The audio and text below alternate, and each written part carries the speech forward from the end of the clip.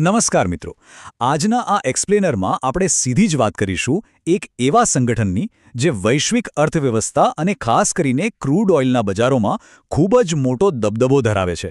હા, આપણે વાત કરી રહ્યા છીએ ઓપેકની. જો તમે કોઈ સ્પર્ધાત્મક પરીક્ષાની તૈયારી કરતા હો કે પછી વૈશ્વિક અર્થવ્યવસ્થાને નજીકથી ફોલો કરતા હો તો ઓપેક વિશે જાણવું એકદમ બેઝિક અને જરૂરી છે. તો ચાલો બિલકુલ સમય બગાડ્યા વિના સીધા જ વિષય પર આવીએ. ઠીક છે, આજની આપણી આ ચર્ચા મુખ્યત્વે 4 મુદ્દાઓ પર રહેશે. સૌથી પહેલાં ઓપેકનો ટૂંકો પરિચય, ત્યારબાદ તેની સ્થાપના અને ઇતિહાસ, પછી તેનું મુખ્ય મથક અને વર્તમાન નેતૃત્વ, અને છેલ્લે સભ્યપદ અને ખાસ કરીને યુએઈની વિદાય વિશે વાત કરીશું. તો ચાલો શરૂ કરીએ.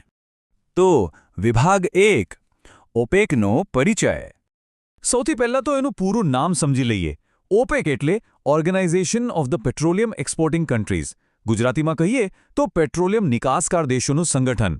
નામ પરથી જ તમને ખ્યાલ આવી ગયો હશે કે આ એવા દેશોનું ગ્રુપ છે જો મોટા પાયે ક્રૂડ ઓઇલનું ઉત્પાદન કરે છે અને દુનિયાભરમાં તેની નિકાસ કરે છે.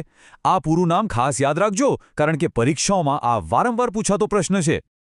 આગળ વધીએ વિભાગ 2 તરફ, સ્થાપના અને ઇતિહાસ. ચાલો જોઈએ આખી શરૂઆત ક્યાંથી થઈ. ઓપેકની સ્થાપના સપ્ટેમ્બર 1960માં ઇરાકના બગદાદમાં યોજાયેલા એક ઐતિહાસિક સંમેલનમાં થઈ હતી. પણ જુઓ, અહીં એક મજેદાર ટ્વિસ્ટ છે.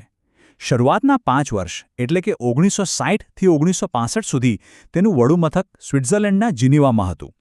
ત્યારબાદ 1 સપ્ટેમ્બર 1965ના રોજ તેને ઓસ્ટ્રિયાના વિયેનામાં શિફ્ટ કરવામાં આવ્યું અને આજે પણ તે ત્યાં જ છે. હવે સૌથી આશ્ચર્યજનક વાત કહું, ઓસ્ટ્રિયા જ્યાં એનું હેડક્વાર્ટર છે તે પોતે ઓપેકનું સભ્યરાષ્ટ્ર છે જ નહીં. છે ને એકદમ રસપ્રદ ફેક્ટ. આ વાત ખાસ ધ્યાનમાં રાખજો. હવે આવીએ વિભાગ 3 પર, મુખ્ય મથક અને નેતૃત્વ. હવે આ બાબતમાં જે ખરેખર જાણવા જેવું છે તે એ છે કે અત્યારે આટલા મોટા સંગઠનનું સુકાન કોના હાથમાં છે. હાલમાં ઓપેકના મહાસચિવ એટલે કે સેક્રેટરી જનરલ છે હૈથમ અલ ઘૈસ, અને તેઓ કુવૈત દેશના છે.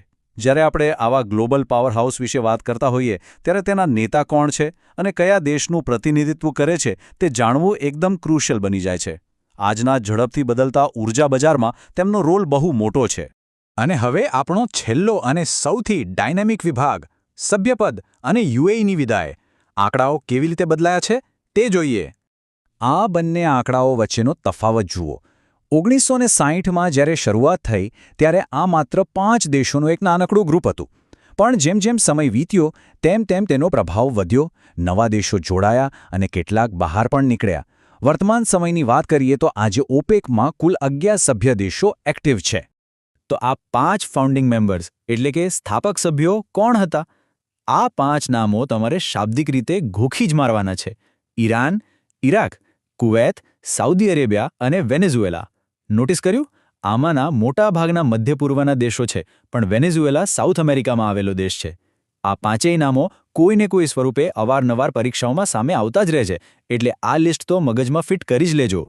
મેં હમણાં જ કહ્યું એમ, અત્યારે આ સંગઠનમાં 11 સભ્યો છે. પણ ખબર છે, થોડા જ સમય પહેલાં આ આંકડો 12 હતો. જી હા, એક સભ્ય દેશે અચાનક જ આ સંગઠનમાંથી એક્ઝિટ લેવાનો મોટો નિર્ણય લીધો, જેના લીધે હવે આ આંકડો ઘટીને 11 થઈ ગયો છે. હવે સ્વાભાવિક પ્રશ્ન એ થાય કે એવો તે કયો દેશ હતો અને તેણે આવું ક્યારે કર્યું? તો એ દેશ છે સંયુક્ત અરબ અમીરાત, જેને આપણે યુએઈ કહીએ છીએ. આપણા સ્ત્રોતો અનુસાર 1 મે 2026ના રોજ યુએઈ સત્તાવાર રીતે ઓપેકમાંથી બહાર થઈ ગયું. તમે વિચારી શકો છો કે આટલા મોટા અને શક્તિશાળી દેશનું બહાર થવું એ વૈશ્વિક ક્રૂડ ઓઇલ માર્કેટ માટે કેટલી મોટી ગેમ ચેન્જિંગ ઘટના કહી શકાય.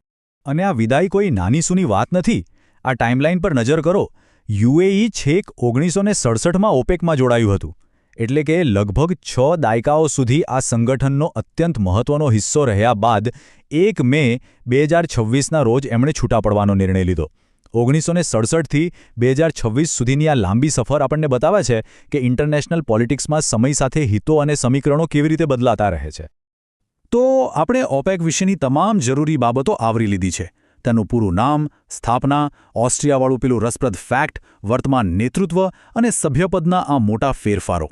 હવે આજના એક્સપ્લેનરનો અંત કરતા પહેલાં તમારા માટે વિચારવા જેવો એક પ્રશ્ન છે. હવે જ્યારે યુએઈ આટલું ચર્ચામાં છે તો શું તમને ખબર છે કે યુએઈની રાજધાની કઈ છે અને ત્યાંનું સત્તાવાર ચલણ કયું છે? આનો જવાબ ચોક્કસથી વિચારજો અને સર્ચ પણ કરજો. કરંટ અફેર્સ માટે આ બેઝિક્સ બહુ કામ આવે છે. આશા છે કે આજના આ એક્સપ્લેનરમાં તમને ઓપેક વિશેની આખી માહિતી એકદમ સ્પષ્ટ થઈ ગઈ હશે. જોડાવા બદલ ખૂબ ખૂબ